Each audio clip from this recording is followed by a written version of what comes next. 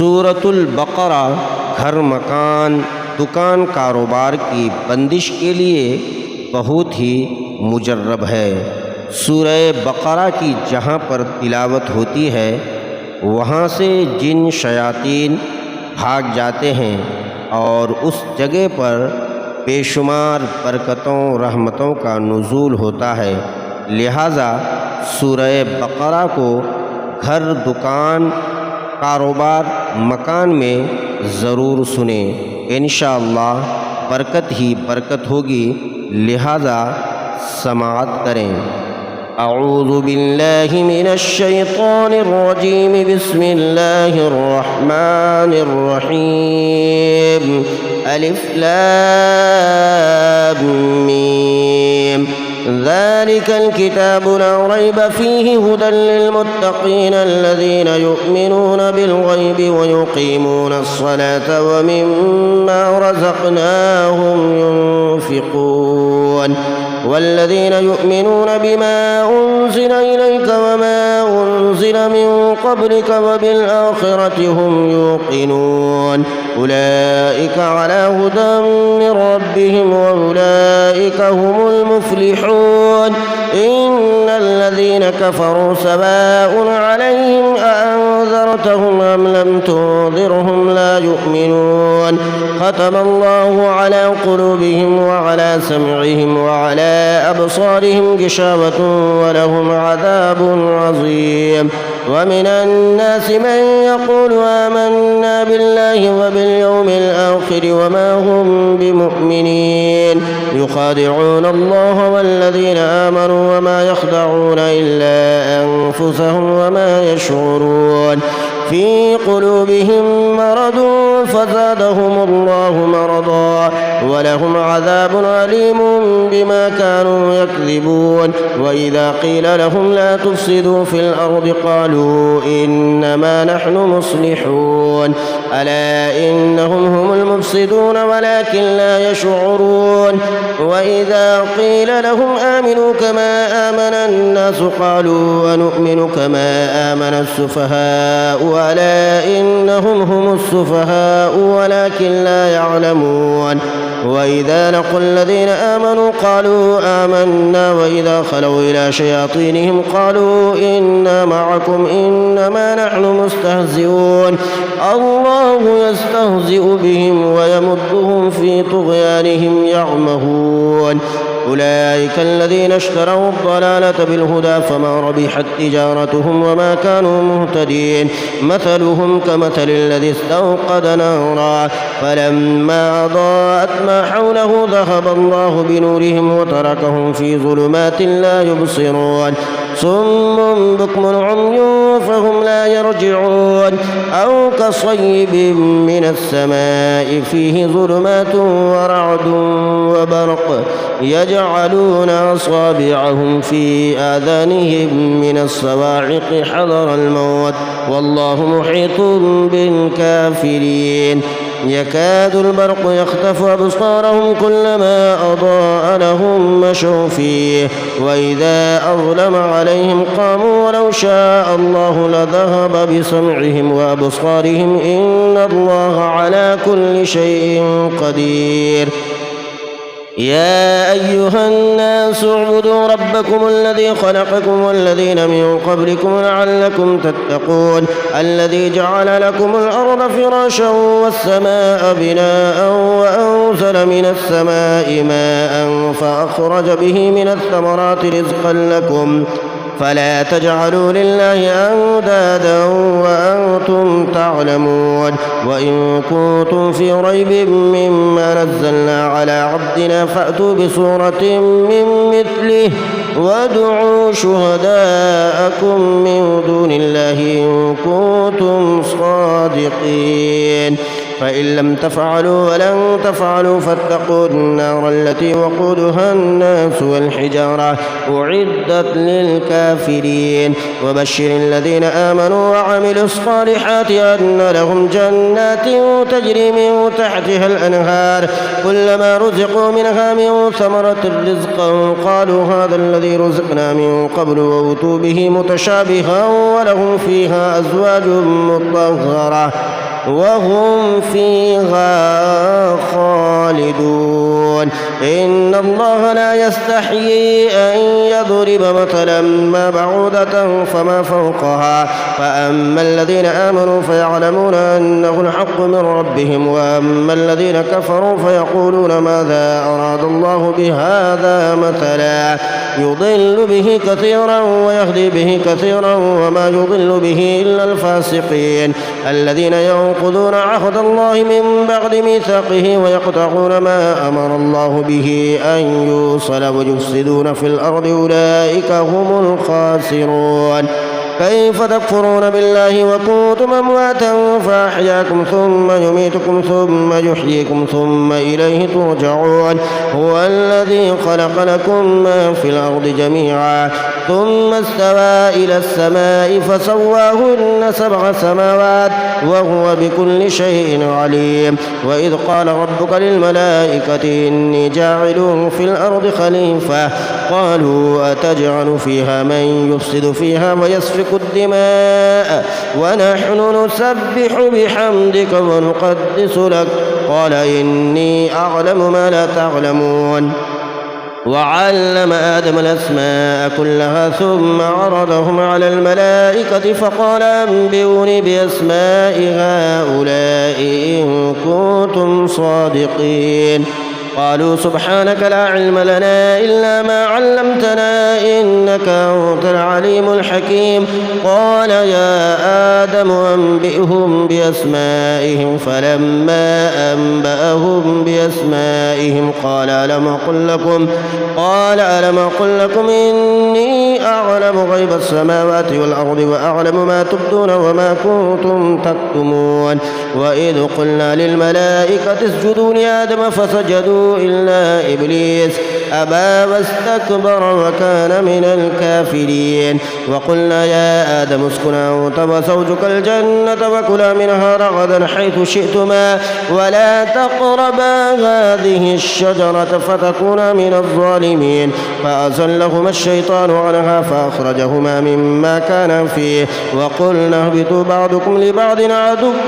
ولكم في الأرض مستقر ومتاع إلى حين. فتلقى آدم من ربه كلمات فتاب عليه إنه هو التواب الرحيم. قلنا اهبطوا منها جميعا فإما يأتينكم مني هدى فمن تبع هداي فلا خوف عليهم ولا هم يحزنون. والذين كفروا وكذبوا بآياتنا أولئك أصحاب النار هم فيها خالدون. يا بني إسرائيل اذكروا نعمتي التي أنعمت عليكم وأوفوا بعهدي أوف بعهدكم وإياي فارهبون. وآمنوا بما أنزلت مصدقا لما معكم ولا تكونوا أول كافر به ولا تشتروا بآياتي ثمنا قليلا وإياي فاتقون. ولا تلبسوا الحق بالباطل وتكتموا الحق وأنتم تعلمون. وأقيموا الصلاة وآتوا الزكاة واركعوا مع الراكعين. أتأمرون الناس بالبر وتنسون أنفسكم وأنتم تتلون الكتاب أفلا تعقلون. واستعينوا بالصبر والصلاة وإنها لكبيرة إلا على الخاشعين الذين يظنون أنهم ملاقو ربهم وأنهم إليه راجعون. يا بني إسرائيل اذكروا نعمتي التي أنعمت عليكم وأني فضلتكم على العالمين. واتقوا يوما لا تجزي نفس عن نفس شيئا ولا يقبل منها شفاعة ولا يؤخذ منها عدل ولا هم ينصرون.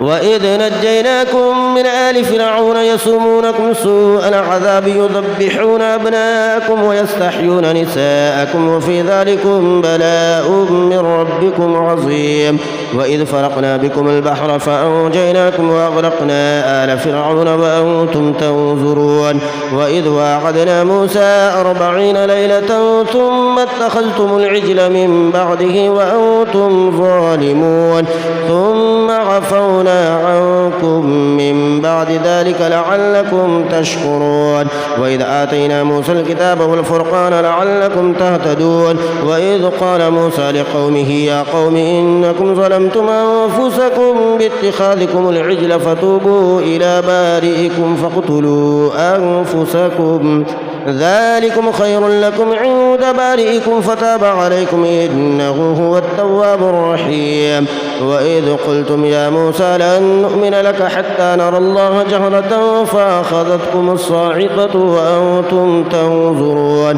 ثم بعثناكم من بعد موتكم لعلكم تشكرون وظللنا عليكم الغمام وأنزلنا عليكم المن والسلوى كلوا من طيبات ما رزقناكم وما ظلمونا ولكن كانوا أنفسهم يظلمون وإذ قلنا ادخلوا هذه القرية فكلوا منها حيث شئتم رغدا وادخلوا الباب سجدا وقولوا حتة نغفر لكم خطاياكم وسنزيد المحسنين فبدل الذين ظلموا قولا غير الذي قيل لهم فأنزلنا على الذين ظلموا رجزا من السماء بما كانوا يفسقون وإذ استسقى موسى لقومه فقلنا اضرب بعصاك الحجر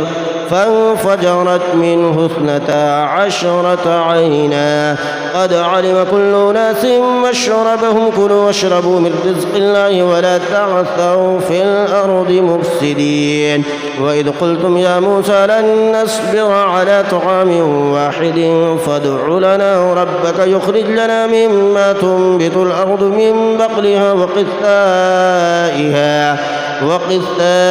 وفومها وعدسها وبصلها قال تستبدلون الذي هو أدنى بالذي هو خير اهبطوا مصرا فإن لكم ما سألتم وضربت عليهم الذلة والمسكنة وباءوا بغضب من الله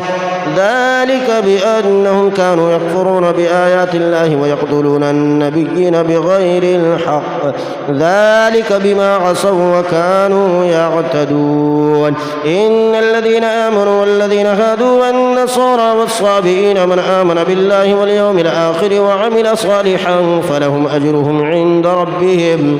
ولا خوف عليهم ولا هم يحزنون وإذا أخذنا ميثاقكم ورفعنا فوقكم الطور خذوا ما آتيناكم بقوة واذكروا ما فيه لعلكم تتقون ثم توليتم من بعد ذلك فلولا فضل الله عليكم ورحمته لكنتم من الخاسرين ولقد علمتم الذين اعتدوا منكم في السبت فقلنا لهم كونوا قردة خاسئين فجعلناها نكالا لما بين يديها وما خلفها وموعظة للمتقين وإذ قال موسى لقومه إن الله يأمركم أن تذبحوا بقرة قالوا وتتخذنا هزوا قال أعوذ بالله أن أكون من الجاهلين قالوا ادع لنا ربك يبين لنا ما هي قال إنه يقول إنها بقرة لا فارض ولا بكر عوان بين ذلك فافعلوا ما تؤمرون قالوا ادع لنا ربك يبين لنا ما لونها قال إنه يقول إنها بقرة صفراء فاقع لونها تسر الناظرين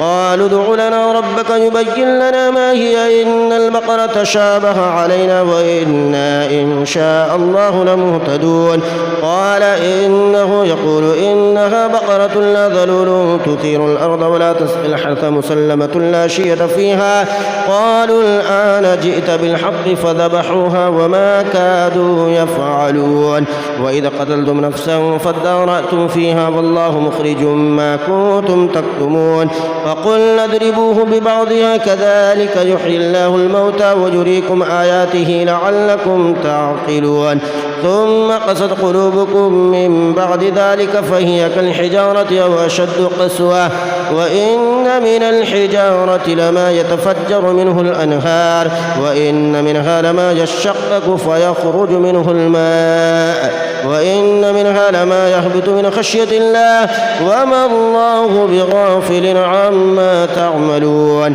أفتطمعون أن يؤمنوا لكم وقد كان فريق منهم يسمعون كلام الله ثم يحرفونه من بعد ما قالوه وهم يعلمون وإذا لقوا الذين آمنوا قالوا آمنا وإذا خلا بعضهم إلى بعض قالوا وتحدثونهم بما فتح الله عليكم ليحاجوكم به عند ربكم أفلا تعقلون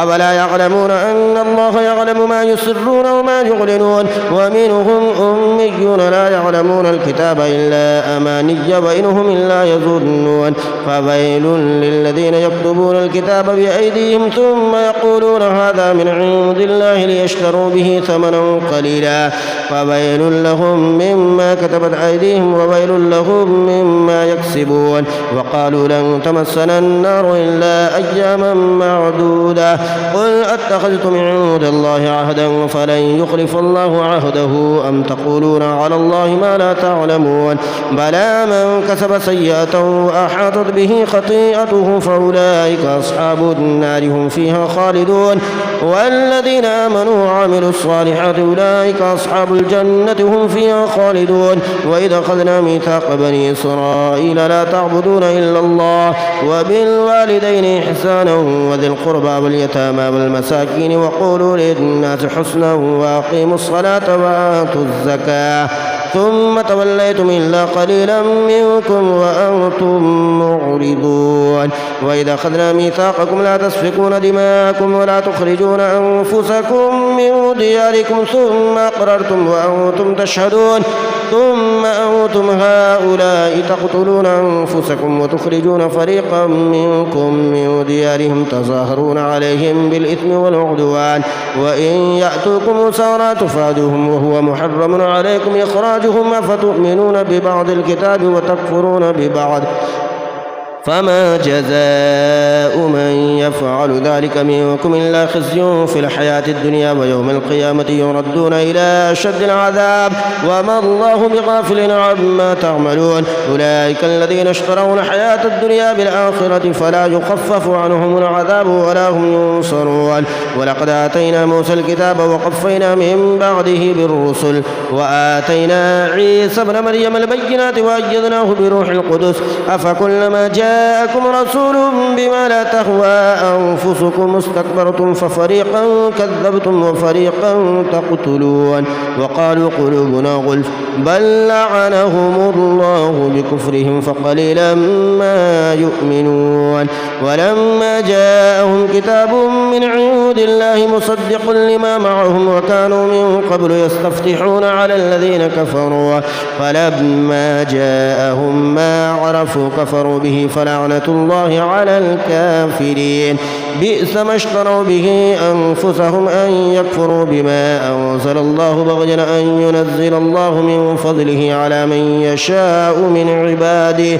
فباءوا بغضب على غضب وللكافرين عذاب مهين وإذا قيل لهم آمنوا بما أنزل الله قالوا نؤمن بما أنزل علينا ويكفرون بما وراءه وهو الحق مصدقا لما معهم قل فلم تقتلون أنبياء الله من قبل إن كنتم مؤمنين ولقد جاءكم موسى بالبينات ثم اتخذتم العجل من بعده وأنتم ظالمون وإذا أخذنا ميثاقكم ورفعنا فوقكم الطور خذوا ما آتيناكم بقوة واسمعوا قالوا سمعنا وعصينا وأشربوا في قلوبهم العجل بكفرهم قل بئس ما يأمركم به إيمانكم إن كنتم مؤمنين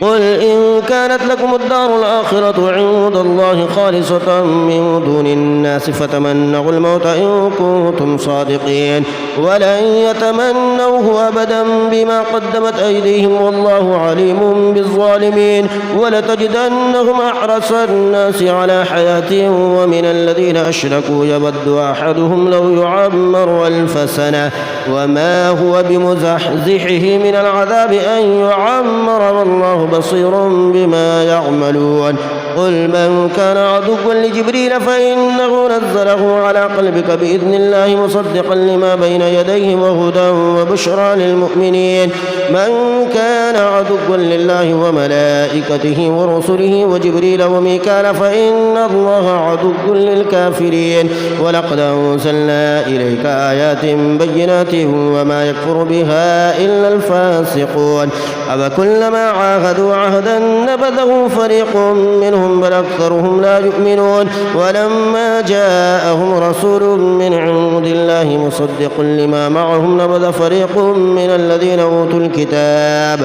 كتاب الله وراء ظهورهم كأنهم لا يعلمون واتبعوا ما تتلو الشياطين على ملك سليمان وما كفر سليمان ولكن الشياطين كفروا يعلمون الناس السحر وما أنزل على الملكين ببابل هاروت وماروت وما يعلمان من أحد حتى يقولا إنما نحن فتنة فلا تكفر فيتعلمون منهما ما يفرقون به بين المرء وزوجه وما هم بضارين به من أحد إلا بإذن الله ويتعلمون ما يضرهم ولا ينفعهم ولقد علموا لمن اشتراه ما له في الآخرة من خلاق ولبئس ما شروا به أنفسهم لو كانوا يعلمون ولو أنهم آمنوا واتقوا لمثوبة من عند الله خير لو كانوا يعلمون يا أيها الذين آمنوا لا تقولوا راعنا وقولوا انظرنا واسمعوا وللكافرين عذاب أليم ما يود الذين كفروا من أهل الكتاب ولا المشركين أن ينزل عليكم من خير من ربكم والله يختص برحمته من يشاء والله ذو الفضل العظيم ما ننسخ من آية أو ننسخها نأتي بخير منها أو مثلها ألم تعلم أن الله على كل شيء قدير ألم تعلم أن الله له ملك السماوات والأرض وما لكم من دون الله من ولي ولا نصير أم تريدون أن تسألوا رسولكم كما سئل موسى من قبل ومن يتبدل الكفر بالإيمان فقد ضل سواء السبيل ود كثير من أهل الكتاب لو يردونكم من بعد إيمانكم كفارا حسدا من عند أنفسهم من بعد ما تبين لهم الحق فاعفوا واصفحوا حتى يأتي الله بأمره إن الله على كل شيء قدير وأقيموا الصلاة وآتوا الزكاة وما تقدموا لأنفسكم من خير تجدوه عند الله إن الله بما تعملون بصير وقالوا لن يدخل الجنة إلا من كان هودا أو نصارى تلك أمانيهم قل هاتوا برهانكم إن كنتم صادقين بلى من أسلم وجهه لله وهو محسن فله أجره عند ربه ولا خوف عليهم ولا هم يحزنون وقالت اليهود ليست النصارى على شيء وقالت النصارى ليست اليهود على شيء وهم يتلون الكتاب كذلك قال الذين لا يعلمون مثل قولهم فالله يحكم بينهم يوم القيامة فيما كانوا فيه يختلفون ومن أظلم ممن منع مساجد الله أن يذكر فيها اسمه وسعى في خرابها أولئك ما كان لهم أن يدخلوها إلا خائفين لهم في الدنيا خزي ولهم في الآخرة عذاب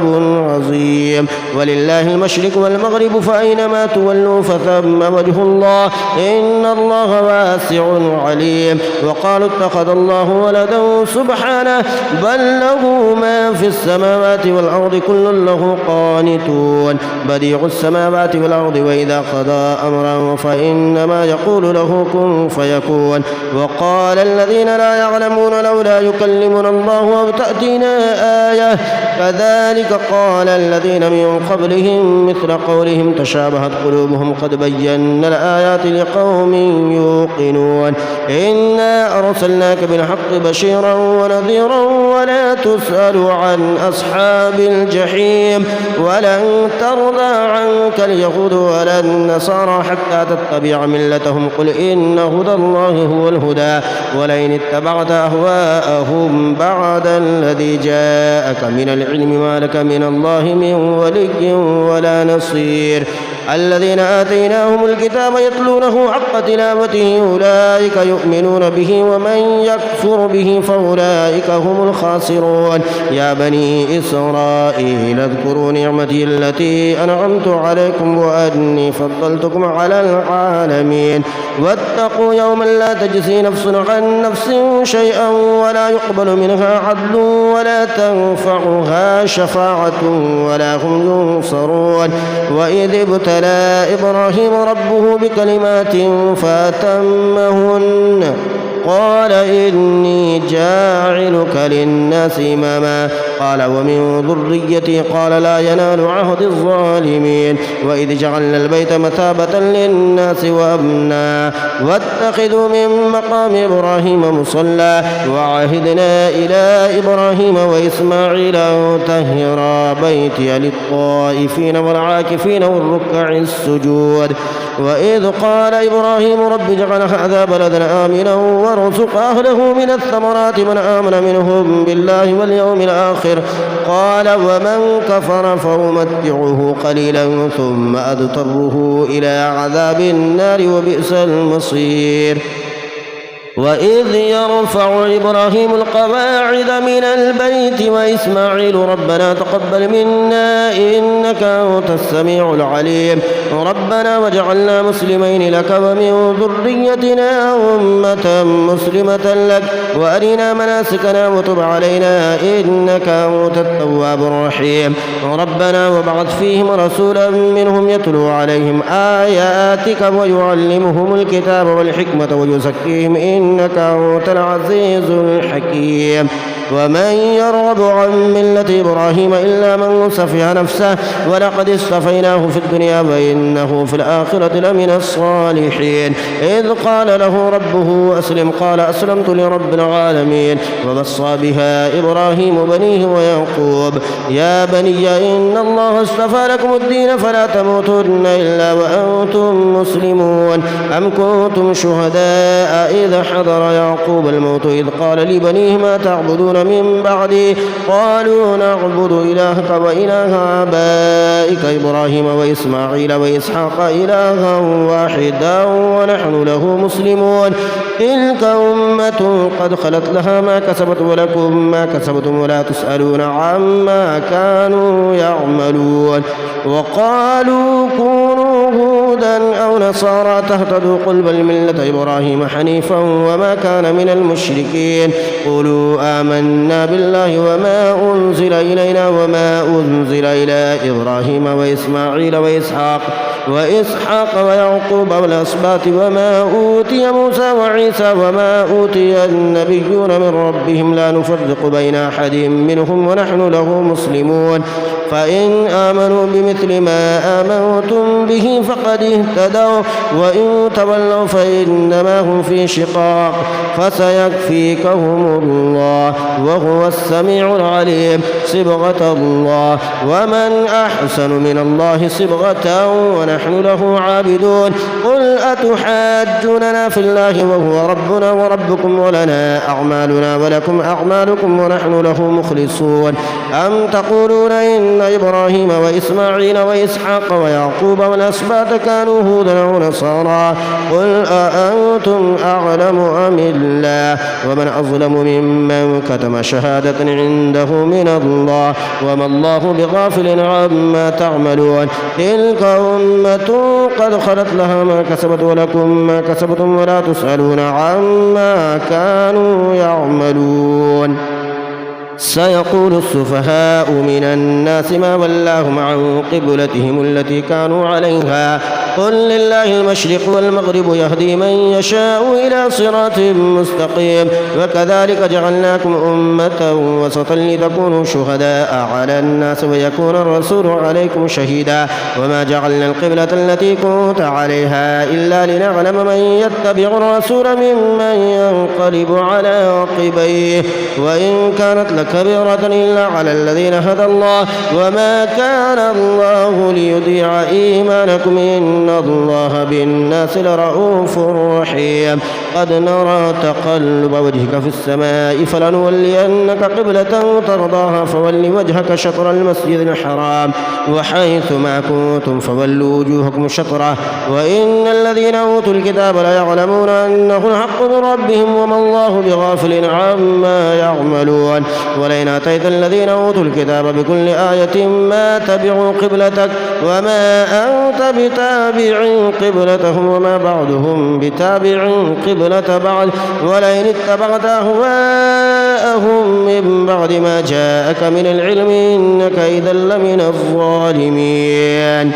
الذين آتيناهم الكتاب يعرفونه كما يعرفون أبناءهم وإن فريقا منهم ليكتمون الحق وهم يعلمون الحق من ربك فلا تكونن من الممترين ولكل وجهة هو موليها فاستبقوا الخيرات أينما تكونوا يأتي بكم الله جميعا إن الله على كل شيء قدير ومن حيث خرجت فول وجهك شطر المسجد الحرام وإنه الحق من ربك وما الله بغافل عما تعملون ومن حيث خرجت فولي وجهك شطر المسجد الحرام وحيث ما كنتم فولوا وجوهكم شطره لئلا يكون للناس عليكم حجة إلا الذين ظلموا منهم فلا تخشوهم واخشوني ولأتم نعمتي عليكم ولعلكم تهتدون كما أرسلنا فيكم رسولا منكم يتلو عليكم آياتنا ويزكيكم ويعلمكم الكتاب والحكمة ويعلمكم ما لم تكونوا تعلمون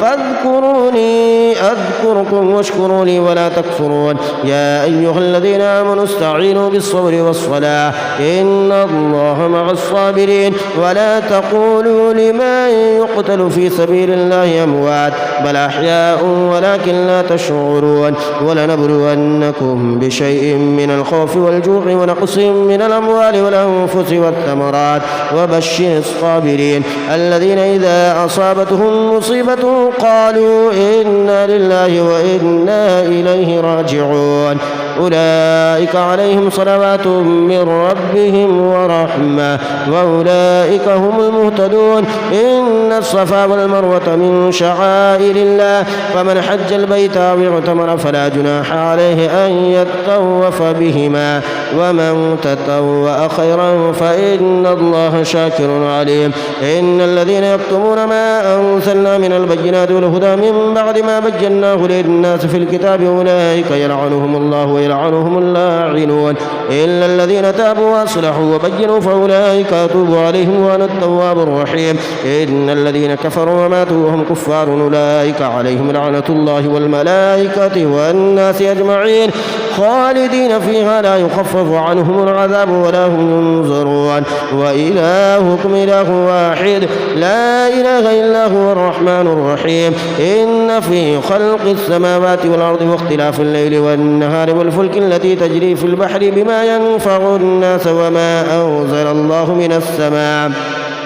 وما أنزل الله من السماء من ماء فأحيا به الأرض بعد موتها وبث فيها من كل دابة وتصريف الرياح والسحاب المسخر بين السماء والأرض لآيات لقوم يعقلون ومن الناس من يتخذ من دون الله أندادا يحبونهم كحب الله والذين آمنوا أشد حبا لله ولو يرى الذين ظلموا إذ يرون العذاب أن القوة لله جميعا وأن الله شديد العذاب إذ تبرأ الذين اتبعوا من الذين اتبعوا ورأوا العذاب وتقطعت بهم الأسباب وقال الذين اتبعوا لو أن لنا كرة فنتبرأ منهم كما تبرأوا منا كذلك يريهم الله أعمالهم حسرات عليهم وما هم بخارجين من النار يا أيها الناس كلوا مما في الأرض حلالا طيبا ولا تتبعوا خطوات الشيطان إنه لكم عدو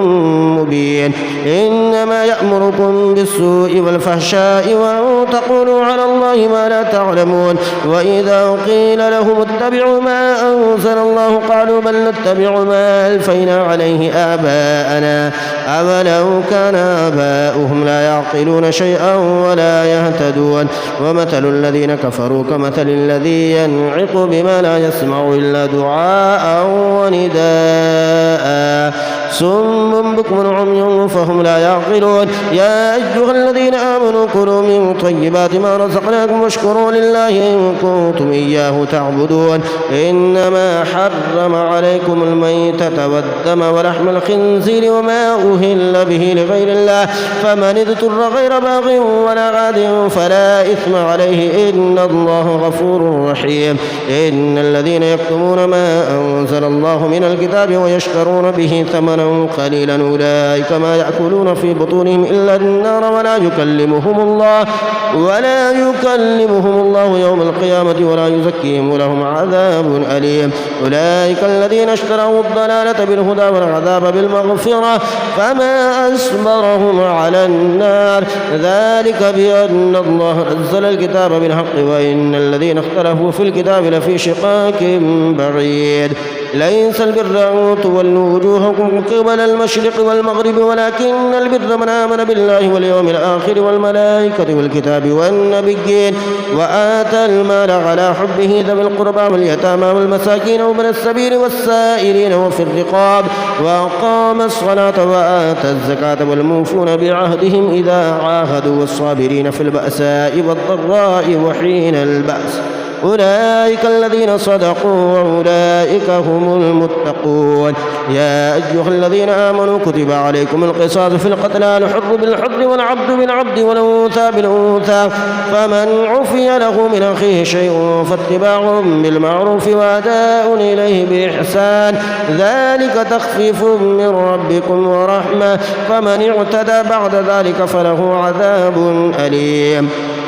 ولكم في القصاص حياة يا أولي الألباب لعلكم تتقون كتب عليكم إذا حضر أحدكم الموت إن ترك خيرا الوصية للوالدين والأقربين بالمعروف حقا على المتقين فمن بدله بعدما سمعه فإنما إثمه على الذين يبدلونه إن الله سميع عليم فمن خاف من موص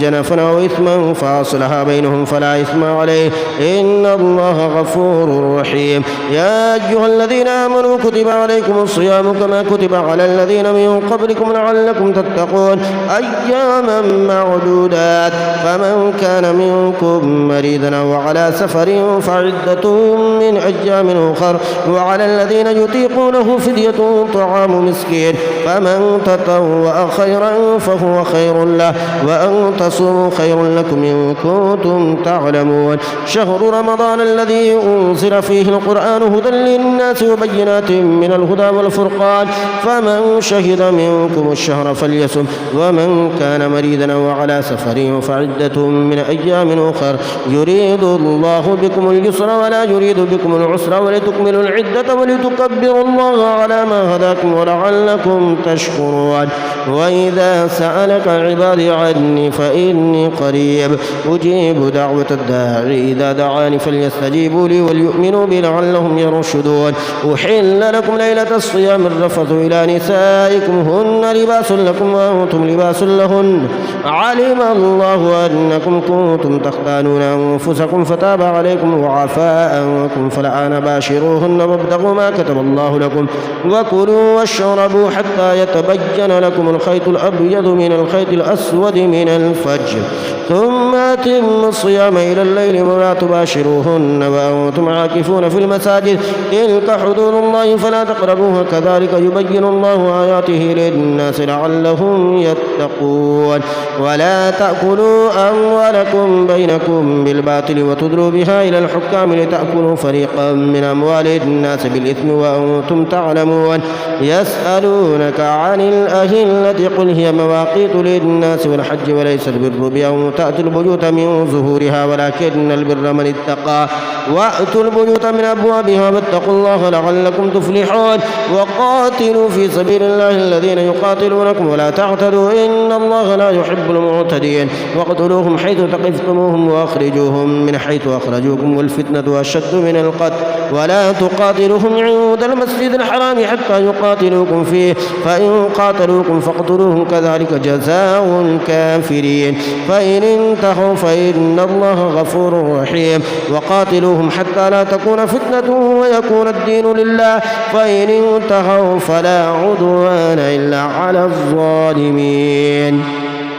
الشهر الحرام بالشهر الحرام والحرمات قصاص فمن اعتدى عليكم فاعتدوا عليه بمثل ما اعتدى عليكم واتقوا الله واعلموا أن الله مع المتقين وأنفقوا في سبيل الله ولا تلقوا بأيديكم إلى التهلكة وأحسنوا إن الله يحب المحسنين وأتموا الحج والعمرة لله فإن أحصرتم فما استيسر من الهدي ولا تحلقوا رؤوسكم حتى يبلغ الهدي محله فمن كان منكم مريضا أو به أذى من رأسه ففدية من صيام أو صدقة أو نسك فإذا أمنتم فمن تمتع بالعمرة إلى الحج فما استيسر من الهدي فمن لم يجد فصيام 3 أيام في الحج و7 إذا رجعتم تلك 10 كاملة ذلك لمن لم يكن أهله حاضر المسجد الحرام واتقوا الله واعلموا أن الله شديد العقاب. الحج أشهر معلومات فمن فرض فيهن الحج فلا رفث ولا فسوق ولا جدال في الحج وما تفعلوا من خير يعلمه الله وتزودوا فإن خير الزاد التقوى واتقون يا أولي الألباب. ليس عليكم جناح أن تبتغوا فضلا من ربكم فإذا فضتم من عرفات فاذكروا الله عند المشعر الحرام واذكروه كما هداكم وإن كنتم من قبله لمن الضالين ثم أفيضوا من حيث أفاد الناس واستغفروا الله إن الله غفور رحيم. فإذا قضيتم مناسككم فاذكروا الله كذكركم آباءكم وشد ذكرا فمن الناس من يقول ربنا آتنا في الدنيا وما له في الآخرة من خلاق ومنهم من يقول ربنا آتنا في الدنيا حسنة وفي الآخرة حسنة وقنا عذاب النار أولئك لهم نصيب مما كسبوا والله سريع الحساب. واذكروا الله في أيام معدودات فمن تعجل في يومين فلا إثم عليه ومن تأخر فلا إثم عليه لمن اتقى واتقوا الله واعلموا أنكم إليه تحشرون. ومن الناس من يعجبك قوله في الحياة الدنيا ويشهد الله على ما في قلبه وهو ألد الخصام وإذا تولى سعى في الأرض ليفسد فيها ويهلك الحرث والنسل والله لا يحب الفساد. وإذا قيل له اتق الله أخذته العزة بالإثم فحسبه جهنم ولبئس المهاد. ومن الناس من يشري نفسه ابتغاء مرضات الله والله رؤوف بالعباد. يا أيها الذين آمنوا ادخلوا في السلم كافة ولا تتبعوا خطوات الشيطان إنه لكم عدو مبين. فإن زللتم من بعد ما جاءتكم البينات فاعلموا أن الله عزيز حكيم. هل ينظرون إلا أن يأتيهم الله في ظلل من الغمام والملائكة وقضي الأمر وإلى الله ترجع الأمور. سل بني إسرائيل كما آتيناهم من آية بينة ومن يبدل نعمة الله من بعد ما جاءته فإن الله شديد العقاب. زين للذين كفروا الحياة الدنيا ويسخرون من الذين آمنوا والذين اتقوا فوقهم يوم القيامة والله يرزق من يشاء بغير حساب. كان الناس أمة واحدة فبعث الله النبيين مبشرين ومنذرين وأنزل معهم الكتاب بالحق ليحكم بين الناس فيما اختلفوا فيه وما اختلف فيه إلا الذين أوتوه من بعد ما جاءتهم البينات بغيا بينهم فهدى الله الذين آمنوا لما اختلفوا فيه من الحق بإذنه والله يهدي من يشاء إلى صراط مستقيم. أم حسبتم أن تدخلوا الجنة ولما يأتكم مثل الذين خلوا من قبلكم مستهم البأساء والضراء وزلزلوا حتى يقول الرسول والذين آمنوا معه متى نصر الله ألا إن نصر الله قريب. يسألونك ماذا ينفقون قل ما أنفقتم من خير فللوالدين والأقربين واليتامى والمساكين وابن السبيل وما تفعلوا من خير فإن الله به عليم. كتب عليكم القتال وهو كره لكم وعسى أن تكرهوا شيئا وهو خير لكم وعسى أن تحبوا شيئا وهو شر لكم والله يعلم وأنتم لا تعلمون يسألونك عن الشهر الحرام قتال فيه قل قتال فيه كبير وصد عن سبيل الله وكفر به والمسجد الحرام وإخراج أهله منه أكبر عند الله والفتنة أكبر من القتل ولا يزالون يقاتلونكم حتى يردوكم عن دينكم إن استطاعوا ومن يرتد منكم عن دينه فيمت وهو كافر فأولئك حبطت أعمالهم في الدنيا والآخرة وأولئك أصحاب النار هم فيها خالدون إن الذين آمنوا والذين هاجروا وجاهدوا في سبيل الله أولئك يرجون رحمة الله والله غفور رحيم يسألونك عن الخمر والميسر قل فيهما إثم كبير ومنافع للناس وإثمهما أكبر من نفعهما ويسألونك ماذا ينفقون قل العفو كذلك يبين الله لكم الآيات لعلكم تتفكرون في الدنيا والآخرة ويسألونك عن اليتامى قل إصلاح لهم خير وإن تخالطوهم فإخوانكم والله يعلم المفسد من المصلح ولو شاء الله لأعنتكم إن الله عزيز حكيم ولا تنكحوا المشركات حتى يؤمن ولأمة مؤمنة خير من مشركة ولو أعجبتكم ولا تنكحوا المشركين حتى يؤمنوا ولعبد مؤمن خير من مشرك ولو أعجبكم أولئك يدعون إلى النار والله يدعو إلى الجنة والمغفرة بإذنه ويبين آياته للناس لعلهم يتذكرون ويسألونك عن المحيض قل هو أذى فاعتزلوا النساء في المحيض ولا تقربوهن حتى يطهرن فإذا تطهرن فأتوهن من حيث أمركم الله إن الله يحب التوابين ويحب المتطهرين نساؤكم حرث لكم فأتوا حرثكم أن شئتم وقدموا لأنفسكم واتقوا الله واعلموا أنكم ملاقوه وبشر المؤمنين ولا تجعلوا الله عرضة لأيمانكم أن تبروا وتتقوا وتصلحوا بين الناس والله سميع عليم لا يؤاخذكم الله باللغو في أيمانكم ولكن يؤاخذكم بما كسبت قلوبكم والله غفور حليم للذين يؤلون من نسائهم تربص 4 أشهر فإن فاءوا فإن الله غفور رحيم وإن عزموا الطلاق فإن الله سميع عليم والمطلقات يتربصن بأنفسهن 3 قروء ولا يحل لهن أن يكتمن ما خلق الله في رحامهن إن كن يؤمن بالله واليوم الآخر وبعولتهن حق بردهن في ذلك إن أرادوا إصلاحا ولهن مثل الذي عليهن بالمعروف وللرجال عليهن درجة والله عزيز حكيم الطلاق 2 فإمساك بمعروف أو تسريح بإحسان ولا يحل لكم أن تأخذوا مما آتيتموهن شيئا إلا أن يخافا ألا يقيما حدود الله فإن خفتم أن لا يقيما حدود الله فلا جناح عليهما فيما افتدت به تلك حدود الله فلا تعتدوها ومن يتعد حدود الله فأولئك هم الظالمون فإن طلقها فلا تحل له من بعد حتى تنكح زوجا غيره فإن طلقها فلا جناح عليهما أن يتراجعا إن ظنا أن يقيما حدود الله وتلك حدود الله يبينها لقوم يعلمون وإذا طلقتم النساء فبلغن أجلهن فأمسكوهن بمعروف أو سرحوهن بمعروف ولا تمسكوهن ضرارا لتعتدوا ومن يفعل ذلك فقد ظلم نفسه ولا تتخذوا آيات الله هزوا واذكروا نعمة الله عليكم وما أنزل عليكم من الكتاب والحكمة يعظكم به واتقوا الله واعلموا أن الله بكل شيء عليم وإذا طلقتم النساء فبلغن أجلهن فلا تعذلوهن أن ينكحن أزواجهن إذا تراضوا بينهم بالمعروف ذلك يوعظ به من كان منكم يؤمن بالله واليوم الآخر ذلكم أزكى لكم وأطهر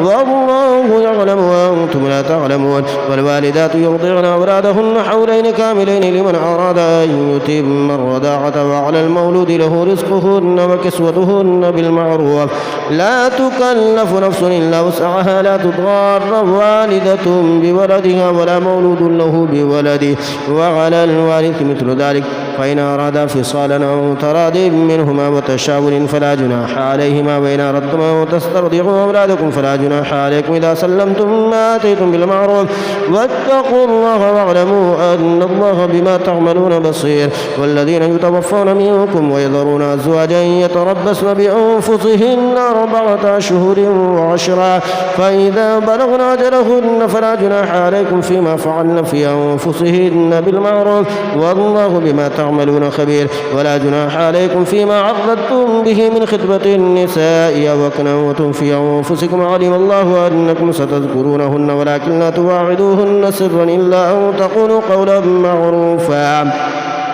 ولا تعزموا عقدة النكاح حتى يبلغ الكتاب أجله واعلموا أن الله يعلم ما في أنفسكم فاحذروه واعلموا أن الله غفور حليم. لا جناح عليكم إن طلقتم النساء ما لم تمسوهن أو تفردوا لهن فريدا ومتعوهن على الموسع قدره وعلى المقدر قدره متاعا بالمعروف حقا على المحسنين. وإن طلقتموهن من قبل أن تمسوهن وقد فرضتم لهن فريدا فنصف ما فرضتم إلا أن يعفون أو يعفو الذي بيده عقدة النكاح وأن تعفوا أقرب للتقوى ولا تنسوا الفضل بينكم إن الله بما تعملون بصير. حافظوا على الصلوات والصلاة الوسطى وقوموا لله قانتين. فإن خفتم فرجالا أو ركبانا فإذا أمنتم فاذكروا الله كما علمكم ما لم تكونوا تعلمون. والذين يتوفون منكم ويذرون أزواجا وصية لأزواجهم متاعا إلى الحول غير إخراج فإن خرجن فلا جناح عليكم فيما فعلن في أنفسهن من معروف والله عزيز حكيم. وللمطلقات متاع بالمعروف حقا على المتقين كذلك يبين الله لكم آياته لعلكم تعقلون. ألم تر إلى الذين خرجوا من ديارهم وهم ألوف حذر الموت فقال لهم الله موتوا ثم أحياهم إن الله لذو فضل على الناس ولكن أكثر الناس لا يشكرون. وقاتلوا في سبيل الله واعلموا أن الله سميع عليم. من ذا الذي يقرض الله قرضا حسنا فيضاعفه له أضعافا كثيرة والله يقبض ويبسط وإليه ترجعون. ألم تر إلى الملأ من بني إسرائيل من بعد موسى إذ قالوا لنبي له ابعث لنا ملكا نقاتل في سبيل الله قال هل عسيتم إن كتب عليكم القتال ألا تقاتلوا قالوا وما لنا ألا نقاتل في سبيل الله وقد أخرجنا من ديارنا وأبنائنا فلما كتب عليهم القتال تولوا إلا قليلا منهم والله عليم بالظالمين. وقال لهم نبيهم إن الله قد بعث لكم طالوت ملكا قالوا أنى يكون له الملك علينا ونحن أحق بالملك منه ولم يؤت سعة من المال قال إن الله اصطفاه عليكم وزاده بسطة في العلم والجسم والله يؤتي ملكه من يشاء والله واسع عليم. وقال لهم نبيهم إن آية ملكه أن يأتيكم التابوت فيه سكينة من ربكم وبقية مما ترك آل موسى وآل هارون تحمله الملائكة إن في ذلك لآية لكم إن كنتم مؤمنين. فلما فصل طالوت بالجنود قال إن الله مبتليكم بنهر فمن شرب منه فليس مني ومن لم يطعمه فإنه مني إلا من اغترف غرفة بيده فشربوا منه إلا قليلا منهم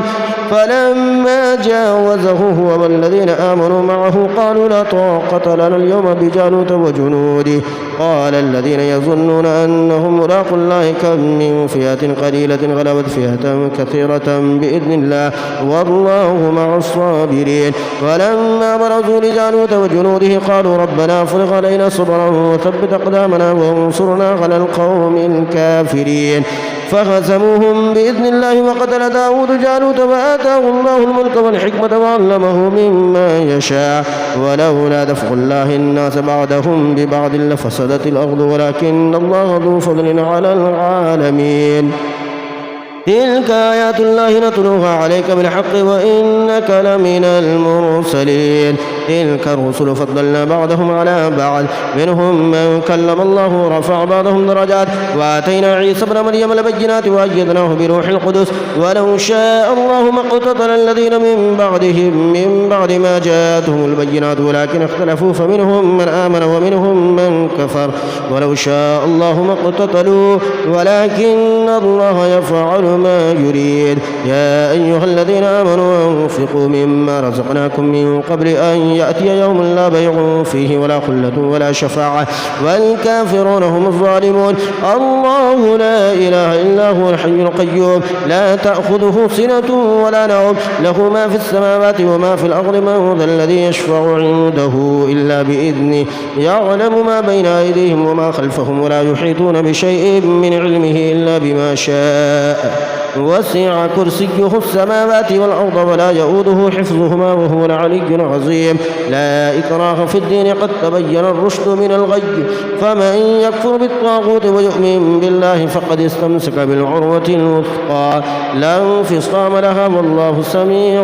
عليم. الله ولي الذين آمنوا يخرجهم من الظلمات إلى النور والذين كفروا أولياؤهم الطاغوت يخرجونهم من النور إلى الظلمات أولئك أصحاب النار هم فيها خالدون. ألم تر إلى الذي حاج إبراهيم في ربه أن آتاه الله الملك إذ قال إبراهيم ربي الذي يحيي ويميت قال أنا أحيي وأميت قال إبراهيم فإن الله يأتي بالشمس من المشرق فأت بها من المغرب فبهت الذي كفر والله لا يهدي القوم الظالمين. أو كالذي مر على قرية وهي خاوية على عروشها قال أنى يحيي هذه الله بعد موتها فأماته الله 100 عام ثم بعثه قال كم لبثت قال لبثت يوما أو بعض يوم قال بل لبثت 100 عام فانظر إلى طعامك وشرابك لم يتسنه وانظر إلى حمارك ولنجعلك آية للناس وانظر إلى العظام كيف ننشزها ثم نكسوها لحما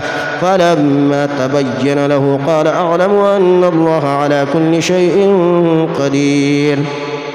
وإذ قال إبراهيم ربي أرني كيف تحيي الموتى قال ولم تؤمن قال بلى ولكن ليطمئن قلبي قال فخذ 4 من الطير فصرهن إليك ثم اجعل على كل جبل منهن جزعا ثم ادعوهن يأتينك سعيا واعلم أن الله عزيز حكيم. مثل الذين ينفقون أموالهم في سبيل الله كمثل حبة أنبتت 7 سنابل في كل سنبلة 100 حبة والله يضاعف لمن يشاء والله واسع عليم. الذين ينفقون أموالهم في سبيل الله ثم لا يتبعون ما أنفقوا منا ولا أذى لهم أجرهم عند ربهم ولا خوف عليهم ولا هم يحزنون. قول معروف ومغفرة خير من صدقة يتبعها عذاب والله غني حليم. يا أيها الذين آمنوا لا تبطلوا صدقاتكم بالمن والأذى كالذي ينفق ماله رئاء الناس ولا يؤمن بالله واليوم الآخر فمثله كمثل صفوان عليه تراب فأصابه وابل فتركه صلدا لا يقدرون على شيء مما كسبوا والله لا يهدي القوم الكافرين. ومثل الذين ينفقون أموالهم ابتغاء مرضات الله وتثبيتا من أنفسهم كمثل جنة بربوة أصابها وابل فآتت أكلها ضعفين فإن لم يصبها وابل فطل والله بما تعملون بصير. أيود أحدكم أن تكون له جنة من نخيل وأعناب تجري من تحته الأنهار له فيها من كل الثمرات وأصابه الكبر وله ذرية ضعفاء فأصابها إعصار فيه نار فاحترقت كذلك يبين الله لكم الآيات لعلكم تتفكرون. يا أيها الذين آمنوا أنفقوا من طيبات ما كسبتم ومما أخرجنا لكم من الأرض ولا تيمموا الخبيث منه تنفقون ولستم بآخذه إلا أن تغمضوا فيه واعلموا أن الله غني حميد. الشيطان يعدكم الفقر ويأمركم بالفحشاء والله يعدكم مغفرة منه وفضلا والله واسع عليم. يؤتي الحكمة من يشاء ومن يؤت الحكمة فقد أوتي خيرا كثيرا وما يذكر إلا أولو الألباب وما أنفقتم من نفقة أو نذرتم من نذر فإن الله يعلمه وما للظالمين من أنصار إن تبدوا الصدقات فنعما هي وإن تخفوها وتؤتوها الفقراء فهو خير لكم ويكفر عنكم من سيئاتكم الله بما تعملون خبير ليس عليك هداهم ولكن الله يهدي من يشاء وما تنفقوا من خير فلأنفسكم وما تنفقون إلا ابتغاء وجه الله وما تنفقوا من خير يوفى إليكم وأنتم لا تظلمون للفقراء الذين أحصروا في سبيل الله لا يستطيعون ضربا في الأرض يحسبهم الجاهل أغنياء من التعفف تعرفهم بسيماهم لا يسألون الناس إلحافا وما تنفقوا من خير فإن الله به عليم الذين ينفقون أموالهم بالليل والنهار سرا وعلانية فلهم أجرهم عند ربهم ولا خوف عليهم ولا هم يحزنون الذين يأكلون الربا لا يقومون إلا كما يقوم الذي يتخبطه الشيطان من المس ذلك بأنهم قالوا إنما البيع مثل الربا وأحل الله البيع وحرم الربا فمن جاءه موعظة من ربه فانتهى فله ما سلف وأمره إلى الله ومن عاد فأولئك أصحاب النار هم فيها خالدون يمحق الله الربا ويربي الصدقات والله لا يحب كل كفار أثيم إن الذين آمنوا وعملوا الصالحات وأقاموا الصلاة وآتوا الزكاة لهم أجرهم عند ربهم ولا خوف عليهم ولا هم يحزنون يا أيها الذين آمنوا اتقوا الله وذروا ما بقي من الربا إن كنتم مؤمنين فإن لم تفعلوا فأذنوا بحرب من الله ورسوله وإن تبتم فلكم رؤوس أموالكم لا تظلمون ولا تظلمون وإن كان ذو عسرة فنظرة إلى ميسرة وأن تصدقوا خير لكم إن كنتم تعلمون واتقوا يوما ترجعون فيه إلى الله ثم توفى كل نفس ما كسبت وهم لا يظلمون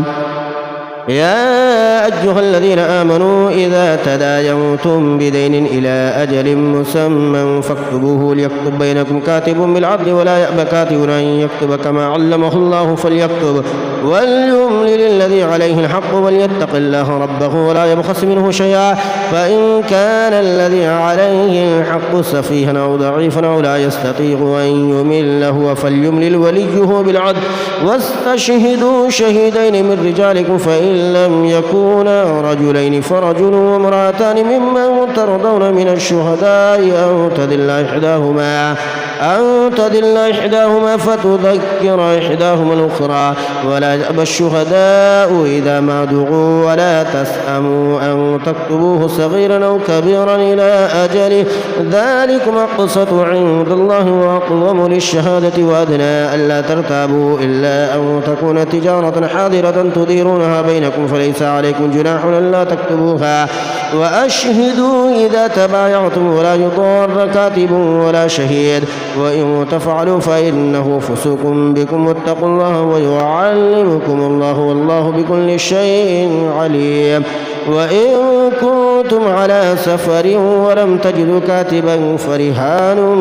مقبودا فإن أمن بعضكم بعدا فليؤدي الذي ائتمن أمانته وليتق الله ربه ولا تكتموا الشهادة ومن يكتمها فإنه آثم قلبه والله بما تعملون عليم لله ما في السماوات وما في الأرض وإن تبدوا ما في أنفسكم أو تخفوه يحاسبكم به الله فيغفر لمن يشاء ويعذب من يشاء والله على كل شيء قدير آمن الرسول بما أنزل إليه من ربه والمؤمنون كل آمن بالله وملائكته وكتبه ورسله لا نفرق بين أحد من رسله وقالوا سمعنا وأطعنا غفرانك ربنا وإليك المصير لا يكلف الله نفسا إلا وسعها لها ما كسبت وعليها ما اكتسبت ربنا لا تؤاخذنا إن نسينا أو أخطأنا ربنا ولا تحمل علينا إصرا كما حملته على الذين من قبلنا ربنا ولا تحملنا ما لا طاقة لنا به واعف عنا واغفر لنا وارحمنا أنت مولانا فانصرنا على القوم الكافرين صدق الله العظيم.